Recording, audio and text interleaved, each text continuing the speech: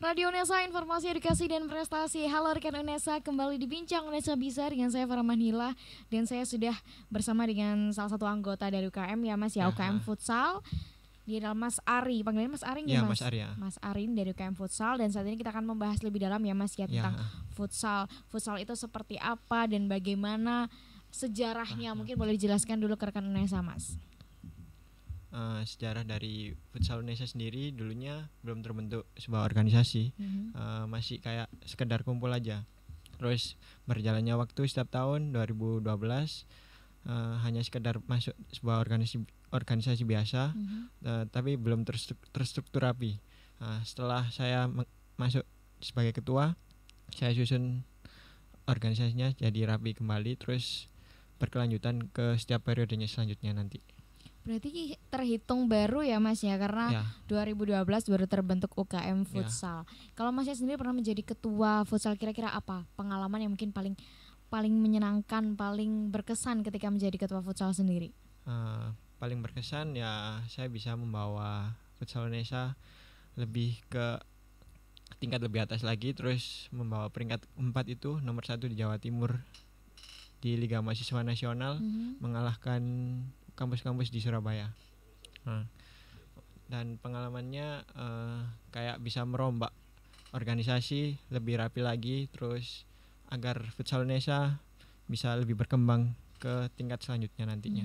Berarti banyak sekali yang sudah dilakukan oleh Mas Ari sendiri, akhirnya UKM Futsal ini menjadi lebih terstruktur ya Mas ya. Mas, ngomong-ngomong soal UKM Futsal, kira-kira fasilitas apa yang didapatkan oleh teman-teman ketika bergabung di futsal?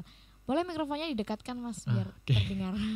Mungkin di GOR internasionalnya bisa latihan, mungkin kalau butuh nambah-nambah sendiri, terus di latihan fisik di sini bisa, ataupun di kolam renangnya nanti bisa.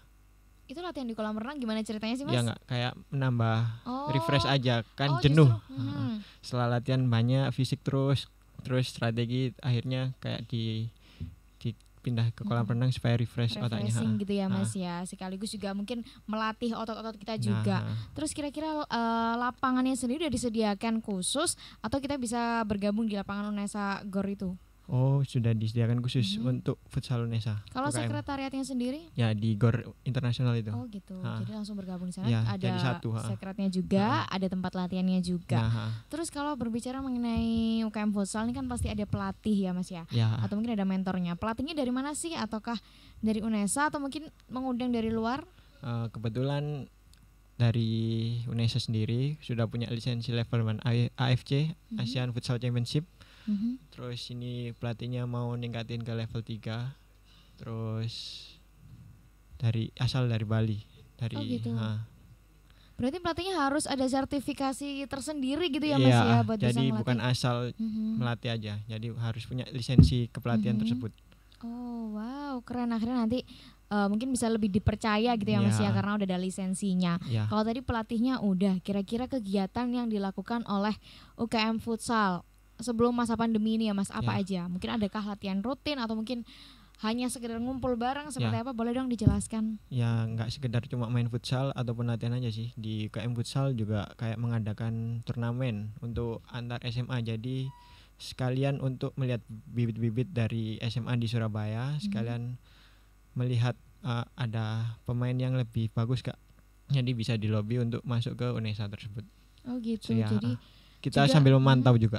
Sekaligus nanti kalau misalnya ada yang bagus gitu bisa menciptakan prestasi sendiri ya Mas ya di Unesa nantinya. Itu latihan rutinnya seperti apa? Hari apa aja sih? Latihan rutinnya Senin, Rabu, Jumat. Seninnya itu putri. Dan Senin, Rabu, Jumat itu nggak semua pemain UKM latihan terus. Jadi kayak terstruktur, kayak Senin, Rabu untuk UKM, terus Jumatnya untuk tim intinya sendiri. Jadi harus bisa berkompetisi untuk bisa masuk ke tim intinya tersebut. Tadi Mas Ari menyebutkan ada putrinya juga, berarti ya futsal putri dan putra gitu ya Mas ya. Kira-kira pembedanya apa sih, atau mungkin ada treatment yang berbeda antara melatih perempuan dan melatih laki-laki? Untuk treatment putri lebih kayak sabar ke teknik dasarnya sih, soalnya putri sulit untuk menangkap apa yang dilatih dari pelatih tersebut. Ya kalau laki-laki kan lebih gampang. Jadi dilatih seminggu atau 2 minggu udah masuk ke strateginya. Kalau putri harus lebih lama lagi, sebulan baru masuk ke fase strategi. Mungkin karena laki-laki sudah terbiasa bermain sepak bola ya Mas. Ya. Oh iya Mas, saya sampai lupa bertanya, apa sih perbedaan futsal dan sepak bola sendiri? Perbedaan futsal dan sepak bola mungkin spesifiknya di beda pemain ya. Kalau sepak bola 11 orang, kalau di futsal 5 orang. Terus di futsal lebih menghabiskan banyak tenaga, soalnya ada pergantian pemain 5 kali tersebut. Misal si A main terus diganti, tapi bisa main lagi. Kalau di sepak bola misal mau main udah nggak bisa lagi, udah 1 kali main aja. Oh gitu, berarti kalau misalnya sewaktu-waktu dipanggil harus siap ya Mas ya, masuk lagi ke lapangan gitu ya Mas ya. Kembali ke latihan rutin UKM Futsal sendiri. Selain latihan rutin yang Senin, Rabu, Jumat, apa yang biasa dilakukan oleh UKM Futsal? Mungkin bedanya kalau Senin, Rabu, Jumat kayak melatih kayak teknik dasar menggunakan bola. Kalau Selasa atau Kamisnya kayak latihan fisik untuk daya tahan sendiri. Oh berarti sebenarnya berkumpul atau bertemunya itu hampir tiap hari ya Mas ya? Hampir tiap hari. Oh cuman beda di latihan fisiknya dan latihan materi jadi, gitu ya. Terstruktur sendiri. Jadi biar bisa fokus. Misal Senin, Rabu, Jumat fokus ke strateginya aja. Selasa sama Kamis fokus di daya tahan sama fisiknya aja. Berapa jam sih biasanya? Biasanya kalau latihan fisik jam 4 sampai jam 6. Kalau di strateginya sendiri Senin, Rabu, Jumat itu bisa 3 jam 4 jam. Strategi itu dalam bentuk materi kah atau seperti apa? Ya bentuk materi kayak passing, terus strategi kayak misal di sepak bola 4-4-2 kayak gitu. Boleh dong dijelaskan strategi dari futsal sendiri itu seperti apa? Strategi di futsal kalau di UNESA, saya sebutkan di UNESA aja ya. Di UNESA lebih spesifik pakai formasi 3-1. 3-1 itu kayak rolling, defense-nya 3, terus ada pemain di depan bisa bergeser yang depan ke kiri, terus habis itu lebih spesifiknya lebih ke menyerang, bukan gitu. ke defense. Kalau defense ini mempertahankan gitu ya. Kalau strategi yang dipakai sama UKM Futsal UNESA ini berarti lebih menyerang. Kenapa akhirnya memilih strategi 3-1 tadi Mas? Ya, kenapa? Soalnya tipikal dari pemain UNESA sendiri lebih cepat. Ya, soalnya nggak flamboyan mainnya. Jadi setiap passing berlari. Jadi punya kekuatan daya tahan yang cukup bagus sih. Kalau berbicara mengenai strategi tadi sudah, sekarang kita berbicara mengenai posisi pemain itu seperti apa kalau 3-1? Apakah semuanya di depan jejer-jejer gitu atau kayak gimana Mas? Kalau di futsal ada namanya pivot, flank atau ala, terus angkor sama kiper. Kalau angkor sendiri bagian mengatur ritme permainan di belakang. Kalau flank atau ala itu kayak yang mengatur penyerangan, terus yang habis ke depan terus balik lagi ke belakang. Nah, kalau di pivot sendiri itu kayak tembok atau penyuplai bola aja. Jadi dapat bola, passing ke samping, lempar gitu ya. Nah, gitu aja. Saya baru tahu loh Mas, ternyata banyak banget posisi-posisi yang saya tahu cuman kiper gitu kan. Karena kiper paling terkenal jaga gawang gitu ya Mas ya. Universal. Mas kalau Mas Ari sendiri ada di posisi apa? Saya kiper. Oh gitu. Ya. Oh justru Masnya yang menangkap bola gitu. Luar biasa Mas, paling jago menangkap, apalagi menangkap hati teman-teman gitu ya. Mas, berbicara mengenai futsal lagi, berapa sih anggota UKM Futsal sendiri? Anggota UKM Futsal sendiri untuk saat ini udah mencapai 40-30. 40-30. 40 tuh itu pemainnya. Untuk organisasinya 20-an, 25. Oh beda ya Mas ya? Beda, jadi berarti yang bermain belum tentu menjadi anggota organisasi futsal gitu. Ya. Oh. Jadi di organisasi itu nggak harus pemainnya jadi organisasi. Jadi kita bisa cari di fakultas lain siapa yang mau minat untuk belajar di organisasi futsal sendiri.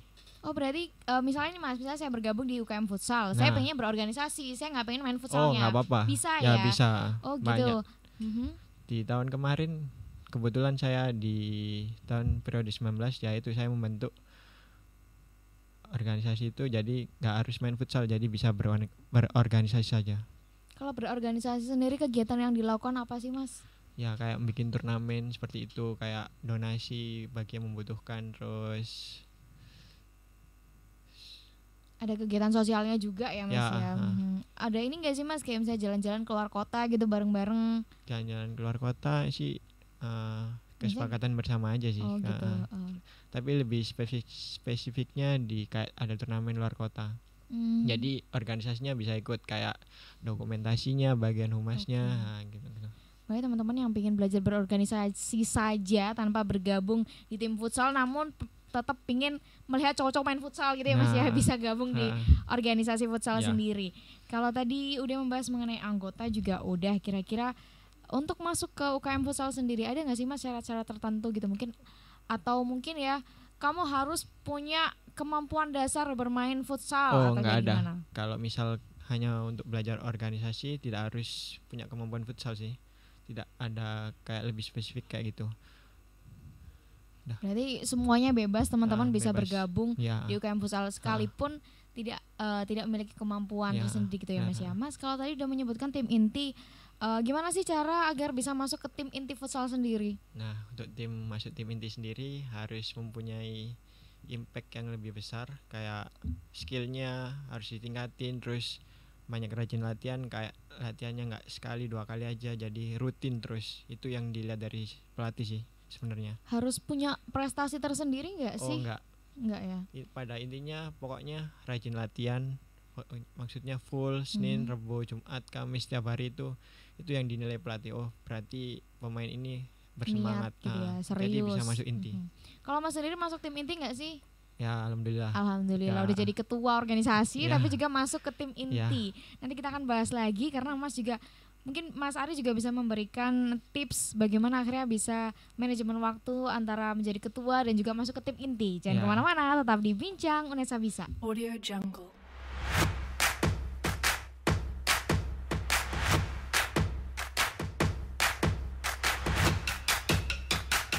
Audio Jungle.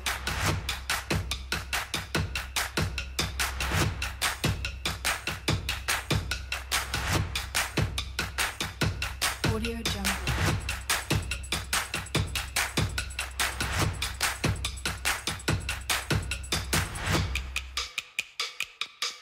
Audio Jungle.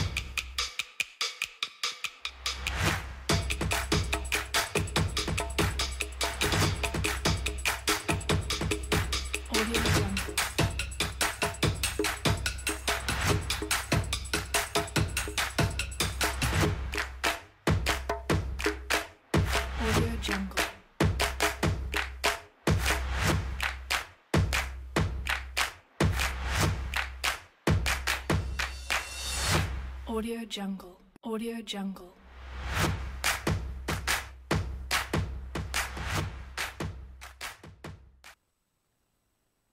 Unesa, informasi edukasi dan prestasi di Bincang Unesa Bisa masih dengan Farmanila dan juga Mas Ari sebagai anggota UKM Futsal. Mas, tadi kita udah membahas ternyata teman-teman yang mau bergabung di UKM Futsal ini gak harus punya keahlian khusus, bisa juga dari nol putul gitu ya Mas ya, istilahnya bisa kalau kamu mau belajar di futsal.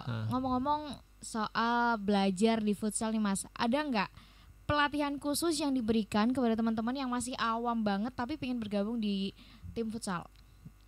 Dari UKM futsal sendiri kayak kita nggak membedakan ya, semua disamakan. Kalau mau belajar ya ayo belajar bareng, itu pun yang sudah bisa ataupun yang belum bisa. Jadi yang sudah bisa mengajarkan yang belum bisa, mengasih tahu tipsnya seperti apa jadi pemain, ataupun sekaligus pelatih bisa ngasih tahu ke pemain yang belum bisa tersebut. Jadi lebih efisien, efektif. Apa sih hal dasar yang diberikan kepada teman-teman yang masih baru bergabung ini? Ya mungkin dari tekniknya sendiri ya, mungkin passing, shooting, kontrol, seperti itu. Kalau kesulitan sendiri saat bermain futsal gitu, atau mungkin ingin bergabung di tim futsal tapi nggak bisa apa-apa, kira-kira yang paling sulit tuh apa sih yang diajarkan ke teman-teman? Ya mungkin lebih awamnya tuh ya segi passing sih, lebih kayak sulit untuk buat nendang, harus terarah, seperti itu. Passing itu bentuknya kayak gimana? Passing itu harus kayak impact, harus terarah, kayak misalnya arahnya harus 90 derajat, contohnya seperti itu. Misalnya orangnya di posisi A, passingnya harus di posisi A, nggak boleh di posisi B. Berarti itu benar-benar sedetail itu ya Mas ya dilatihnya. Hal dasar memang sudah diajarkan kepada teman-teman yang ingin bergabung di UKM Futsal. Kira-kira selain itu apa sih Mas ilmu yang bisa dipelajarin oleh teman-teman ketika bergabung di UKM Futsal sendiri? Ya mungkin dari segi kerjasama, kebersamaan, terus di Futsal Indonesia sendiri udah bukan jadi tim lagi sih, jadi keluarga. Nah, seperti itu. Karena mungkin teman-teman yang baru pindah biasanya kan dari luar kota gitu ya Mas ya, ke Surabaya sendiri bergabung di futsal menjadi memiliki keluarga baru gitu ya Mas ya. Jadi bisa menambah relasi, misal kalau yang dari luar kota pengen ikut klub di Surabaya bisa diajak latihan, seperti itu bisa nambah sendirilah. Mas, selain dari belajar futsal, kira-kira mungkin nggak sih ketika bergabung di UKM Futsal UNESA kemudian bisa menjadi pelatih futsal?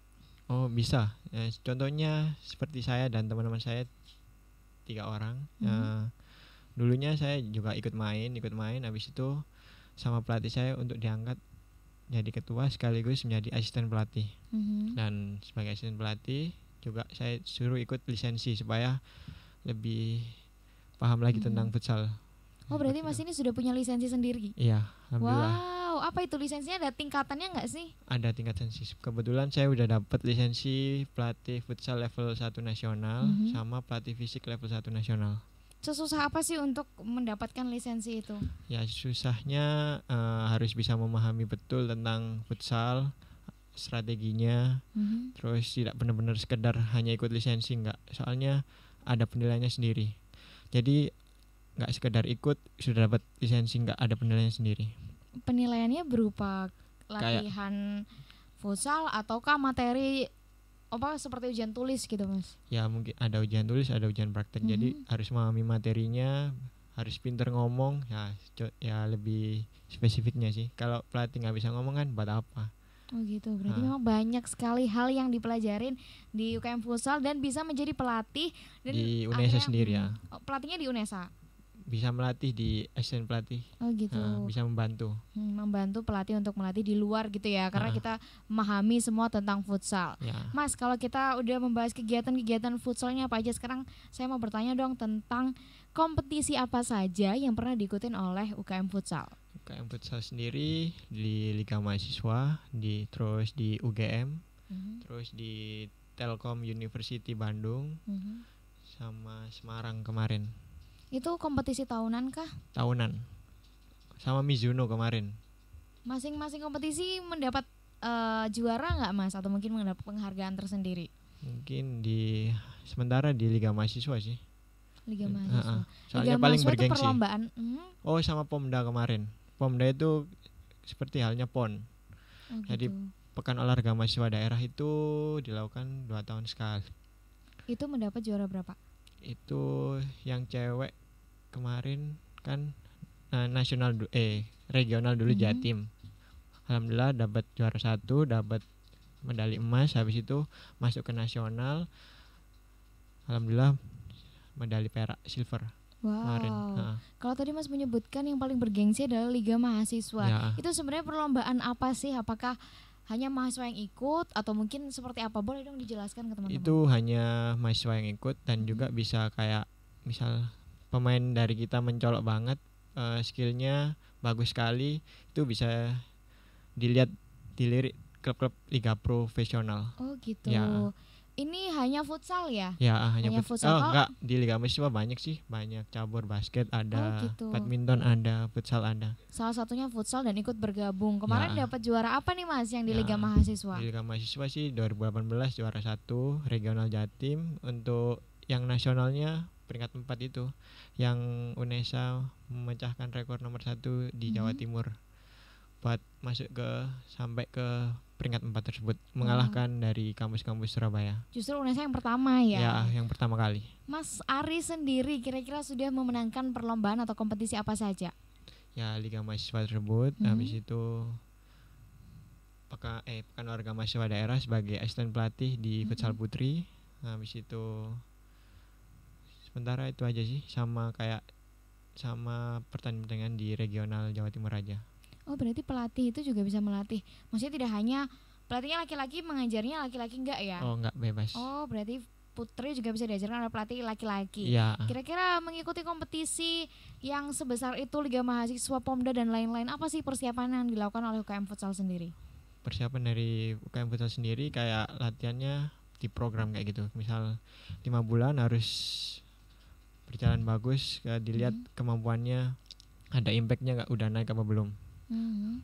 Apakah pernah ada kejadian ini nggak sih Mas, ketika misalnya persiapan kompetisi tapi mungkin segi fisik turun, apakah mungkin nanti akan digantikan atau mungkin ditunggu sampai kondisinya membaik atau seperti apa?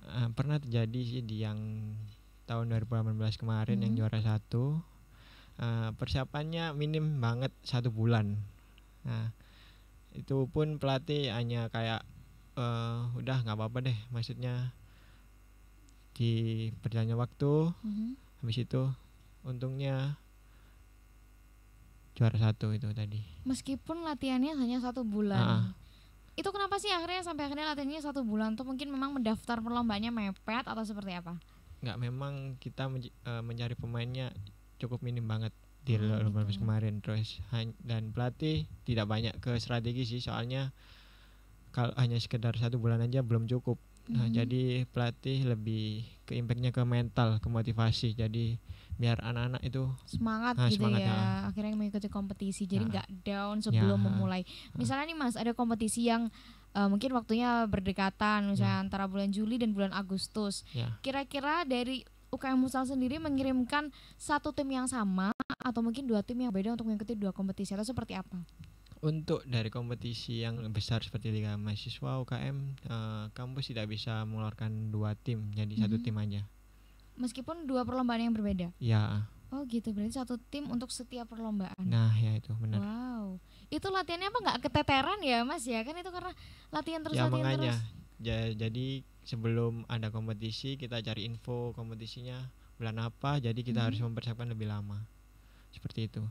Berarti hampir dibilang latihan rutinnya itu juga sebagai suatu persiapan kompetisi ya Mas ya? Benar. Karena kompetisinya juga berbulan-bulan setelah itu gitu. Kalau membahas mengenai kompetisi pasti juga ada latihan-latihan yang dilakukan.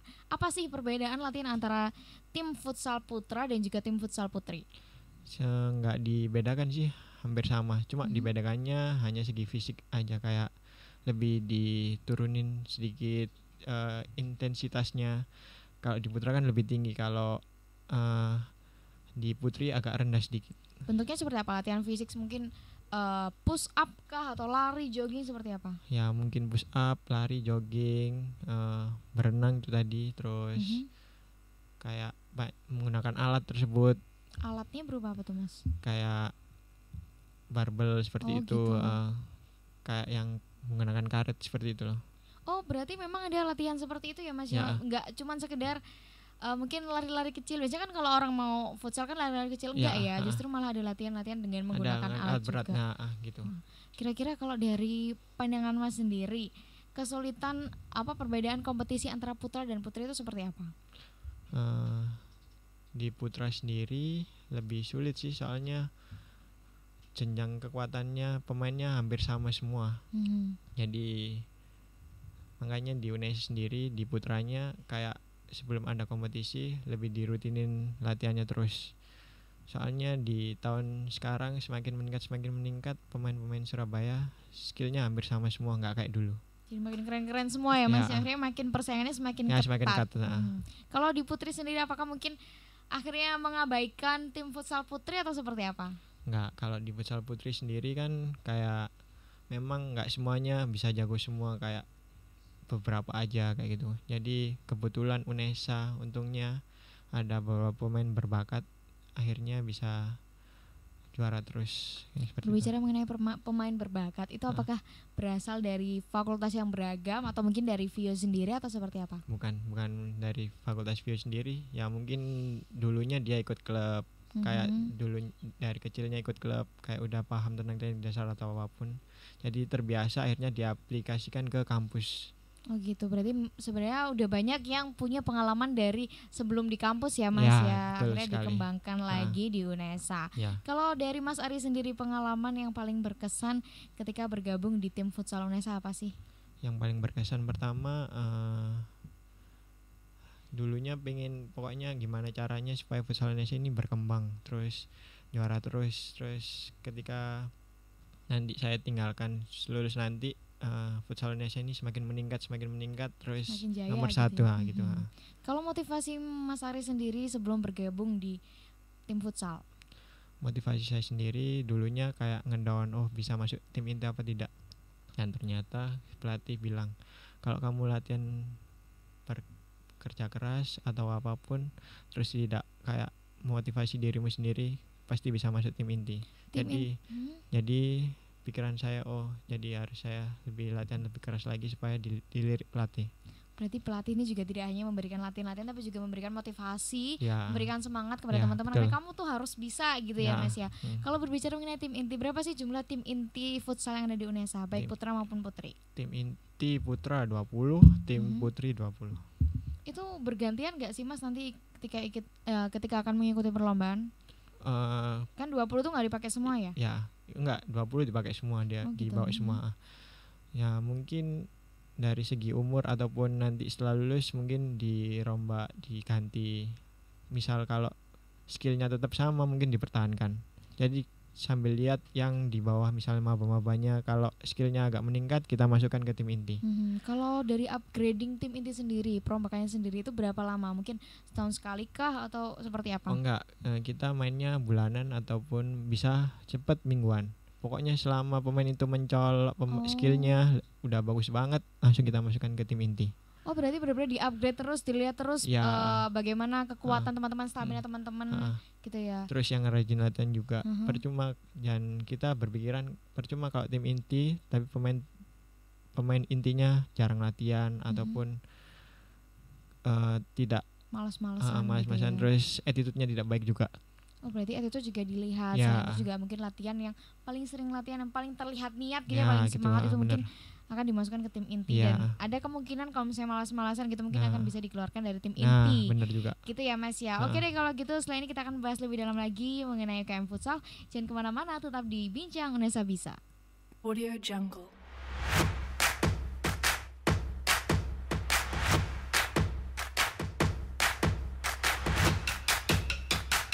Audio Jungle.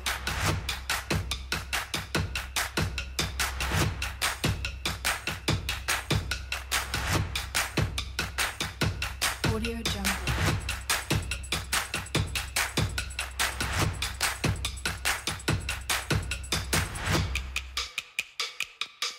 Audio Jungle.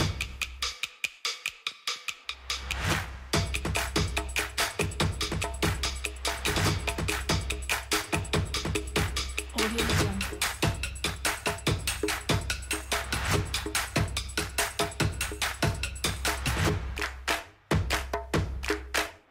Audio Jungle.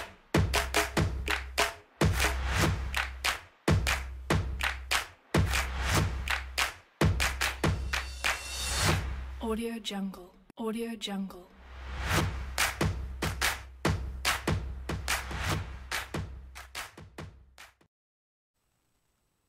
Radio UNESA, informasi edukasi dan prestasi, masih di Bincang UNESA Bisa dengan Mas Ari juga dan saya Farman Hila. Mas, tadi udah membahas banyak sekali tentang UKM Futsal. Sekarang ini kan kondisinya pandemi ya Mas ya. Semua di rumah gitu. Kira-kira kalau dari UKM Futsal sendiri, apakah ada kegiatan yang dilakukan selama masa pandemi atau mungkin seperti apa? Untuk selama pandemi ini pemain futsal inti dari UKM Futsal UNESA kayak diberi video ataupun nanti lewat Google Meet suruh latihannya, programnya seperti ini. Jadi tetap berjalan sih. Tetap online meskipun nggak bisa berkumpul tapi tetap online, mungkin menyetorkan video latihan gitu ya Mas ya. Kadang saya sebagai asisten pelatih sendiri, walaupun pelatih kayak tidak memperbolehkan untuk latihan, kadang teman-teman dari pemain futsal inti sendiri mengajak saya untuk ayo latihan terus uji coba dengan kampus lain. Seperti gitu. Itu, tapi tetap mematuhi protokol kesehatan sendiri. Agar nggak ini ya Mas ya. Kalau misalnya orang udah terbiasa latihan tiba-tiba nggak latihan kan akhirnya berkurang skillnya. Gitu. Menurun. Akhirnya untuk mempertahankan sendiri. Apa sih pengaruh dari latihan ke kondisi tubuh? Apakah mungkin nanti misalnya nih kalau semasa pandemi akhirnya jadi mungkin karena udah lama nggak latihan akhirnya jadi drop atau seperti apa? Ya mungkin hanya di stamina-nya aja sih menurun banget. Sama skillnya kayak passingnya, kontrolnya, shootingnya udah mulai menurun, nggak kayak dulu lagi. Berarti semua berpengaruh ya Mas ya. Kalau misalnya emang nggak terus latihan, tapi bisa nggak sih kalau kita hanya sekedar latihan sendiri di rumah kira-kira?